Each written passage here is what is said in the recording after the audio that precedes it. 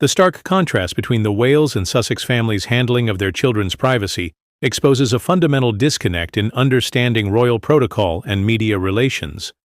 While the Duke and Duchess of Sussex paint a harrowing picture of potential media intrusion as justification for their departure from royal duties, the reality of how the Prince and Princess of Wales manage their children's public exposure tells a dramatically different story. The Wales children.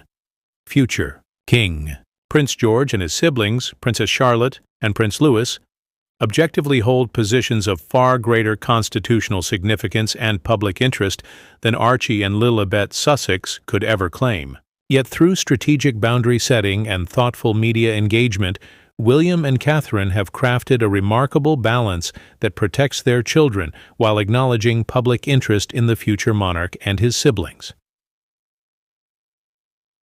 The evidence speaks volumes.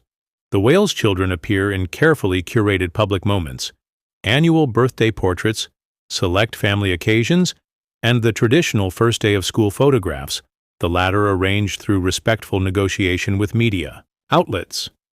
Beyond these limited glimpses, they enjoy what can only be described as remarkably normal childhoods. They participate in sports, maintain friendships, and develop without the constant clicking of cameras that Harry and Meghan so dramatically forecast for their own offspring. This normalized existence didn't materialize by accident. It represents years of firm, consistent boundary setting by William and Catherine, who clearly understand that while public interest exists, children deserve protection.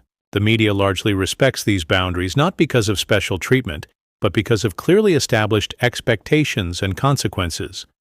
The Sussexes' narrative that their children would face unprecedented intrusion strains credulity when examined against this reality. Their children, positioned significantly further from the throne, would likely have received even less media attention than their cousins. The hysteria about potential paparazzi stalking school drop-offs simply doesn't align with the actual experience of royal children in modern Britain. What's particularly grating in the Sussex position is the implication that somehow they alone recognize this danger, that William and Catherine either don't care about or haven't successfully navigated these same waters. This portrayal insults the careful work the Wales couple has done to normalize their children's lives despite their extraordinary position. The Sussex paranoia appears particularly misplaced when considering the broader context. The British media landscape transformed dramatically following the tragic death of Princess Diana. Legal protections for children's privacy strengthened considerably. Royal correspondents and legitimate media outlets observe clear protocols regarding royal children.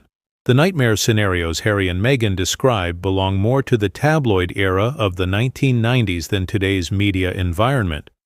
Perhaps what's most revealing is how the Sussexes have handled their children's privacy since leaving royal duties. After claiming to flee the UK, partially to protect their children from media exposure, they've made calculated decisions to share images and information about Archie and Lilibet when it serves their narrative or commercial interests. This selective approach to privacy, weaponized when convenient, disregarded when advantageous, undermines the sincerity of their stated concerns. William and Catherine's approach demonstrates that establishing clear boundaries works. They've secured remarkable privacy for their children despite their prominence. The occasional official photograph satisfies public interest while maintaining the children's dignity and normalcy. The kids aren't trotted out as props or hidden away as secretive mysteries. They simply exist as children who occasionally fulfill age-appropriate royal duties. Had the Sussexes truly wished to protect their children while remaining working royals, the template existed. They could have followed the Wales approach: clear boundaries, occasional official photographs, and firm consequences for boundary violations. This balanced strategy has proven remarkably effective for children who, by any objective measure, would attract far more media interest than Archie or Lilibet. The inescapable conclusion is that the Sussexes' stated fears about media intrusion served as convenient justification rather than genuine motivation. Their subsequent behavior regarding their children's privacy reveals a relationship with media attention that's transactional rather than principled. Royal parents face unique challenges balancing privacy with public interest.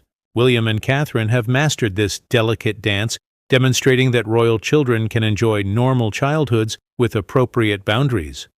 Their success exposes the hollow nature of the Sussexes' claims about inevitable media intrusion. The reality is straightforward. The Wales approach works. Their children lead remarkably ordinary lives punctuated by occasional public moments. This success story contradicts the narrative of inevitable harassment the Sussexes propagate. If the future king can attend school, play sports, and maintain friendships without constant media intrusion, surely the Sussex children could have done the same. The Sussexes proclaimed fears about their children's privacy ring particularly hollow when contrasted with how they've subsequently used their children in their post-royal narrative. Their selective approach to privacy, stringent when convenient, flexible when advantageous, suggests motivations far more complex than simple parental protection. What emerges isn't a story about protecting children from media intrusion, but about two fundamentally different approaches to royal parenthood. One couple works within established systems to create normalcy, despite extraordinary circumstances. The other rejects those systems entirely, only to recreate aspects of them on their own terms when beneficial. The Wales children thrive with privacy, despite their prominence. The Sussex narrative of inevitable intrusion simply doesn't withstand scrutiny when measured against this reality.